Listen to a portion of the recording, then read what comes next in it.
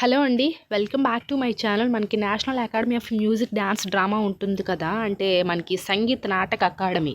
So ఈ నాటక అకాడమీలో కొన్ని డిఫరెంట్ టైప్స్ అయితే పోస్టులు అనేది భర్తీ చేశారు. ఎలా అంటే ఇందులో deputy secretary officer, stenographer, recording engineering assistant, junior clerk, MTS పోస్టులు ఇలా వదిలారు. సో దీనికి 10th క్లాసు, ఇంటరు, డిగ్రీ, ఇంకా కొన్ని అదర్ క్వాలిఫికేషన్స్ కూడా ఉండాలి. సో అవన్నీ ఈ వీడియోలో అయితే నేనైతే చెప్తాను. మీకు ఏమైనా డౌట్స్ ఉంటే అడగండి, కామెంట్ చేయండి. అలాగే మీకు ఏ టైప్ ఆఫ్ జాబ్స్ కావాలన్నా సరే ఖచ్చితంగా కామెంట్ అనేది చెయ్యండి. అండ్ మన టెలిగ్రామ్, వాట్సాప్ ఛానల్ లింక్స్ కూడా ఇస్తాము, జాయిన్ అవ్వండి. మీకు యూస్ఫుల్గా ఉంటాయి. అందులో డిఫరెంట్ టైప్స్ ఆఫ్ జాబ్స్ అన్నీ కూడా పోస్ట్ చేస్తుంటాం కాబట్టి మీకైతే చాలా యూస్ఫుల్గా అయితే ఉంటుందని అయితే చెప్తున్నాను. సో ఇప్పుడైతే మనం వీడియోలోకి అయితే వెళ్ళిపోదాం. సో ఫస్ట్ వీళ్ళ యొక్క అఫీషియల్ వెబ్సైట్లోనే చెప్తున్నాను నేను. సో ఇది అయితే ఈ అఫీషియల్ వెబ్సైట్ లింక్ నేను కింద డిస్క్రిప్షన్లో ఇస్తాను, చూడండి. అయితే ఇక్కడ national academy of music, dance, drama అని ఉంది కదా, and autonomous body of ministry of culture, government of India అని అయితే ఇచ్చారు. మనకి సంగీత నాటక అకాడమీలో ఈ నోటిఫికేషన్ అనేది వచ్చింది. సో ఇది అయితే మనకి ఇందులో చూడండి ఏమిచ్చారు. సంగీత్ నాటక academy and autonomous body fully funded by the Ministry of Culture, Government of India, invites online applications for the following post on direct recruitment basis. So ఇవి వీళ్ళైతే డైరెక్ట్గానే రిక్రూట్మెంట్ అయితే చేసుకుంటున్నారు కాబట్టి చాలా మంచి పోస్టులు యూస్ చేసుకోండి, వదలకండి, ఓకేనా.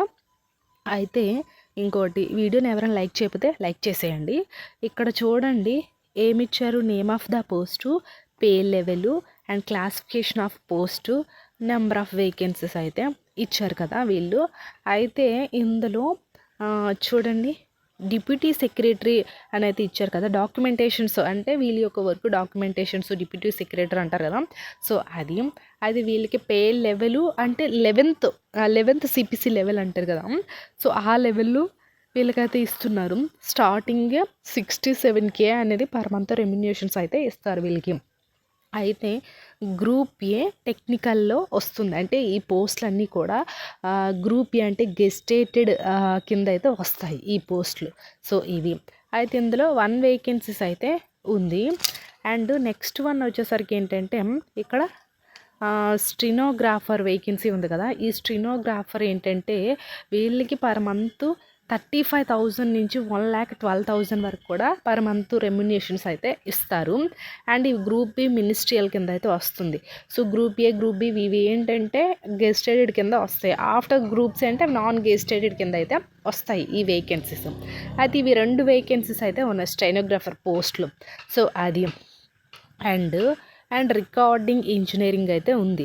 సో ఈ రికార్డింగ్ ఇంజనీరింగ్ వచ్చేసరికి వీళ్ళకి 35,400 నుంచి 1,12,400 వరకు అయితే ఉంటుంది. గ్రూప్ బి టెక్నికల్ కింద అయితే వస్తుంది ఈ పోస్టులు. 1 వేకెన్సీ అయితే ఉంది. అండ్ ఇక్కడ అసిస్టెంట్ అయితే ఉంది. ఈ అసిస్టెంట్ ఏంటంటే వీళ్ళకి 35,000 నుంచి 1,12,000 వరకు అయితే వస్తుంది. గ్రూప్ బి ఇది కూడా మినిస్ట్రియల్ కింద అయితే వస్తుంది. 4 వేకెన్సీస్ అయితే ఉన్నాయి ఇందులో. అండ్ ఇక్కడ జూనియర్ క్లర్క్ 19,900 నుంచి 63,000 వరకు అయితే వస్తుంది. గ్రూప్ సి మినిస్ట్రియల్ కింద అయితే వస్తుంది. ఇవి కూడా 3 వేకెన్సీస్ అయితే ఉన్నాయి.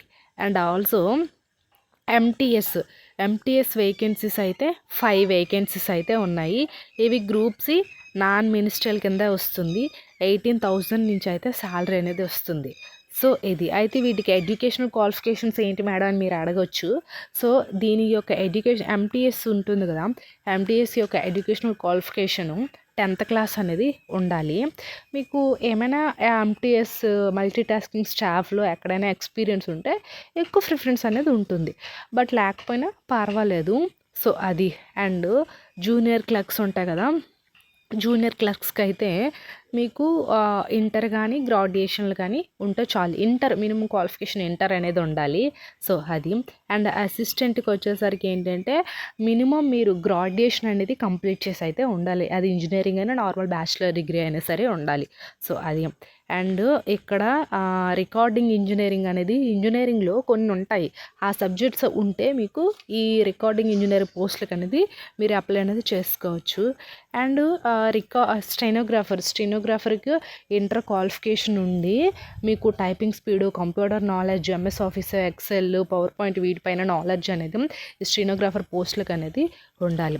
సో డిప్యూటీ సెక్రటరీకి గ్రాడ్యుయేషన్ ఉండాలి.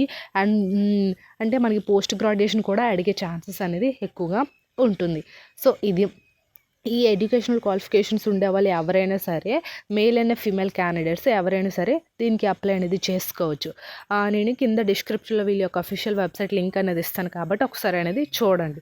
సో అది అండ్ ఇంకా ఇక్కడ చూడండి, the last date for submission of online applications portal March 2050, 30 days from the date of publication of advertisement in the employment news అనేది ఇచ్చారు. The academy reserve the right to reject any all applications or cancel the proceedings recruitment at an time without assessing any reason thereof అనేది ఇచ్చారు.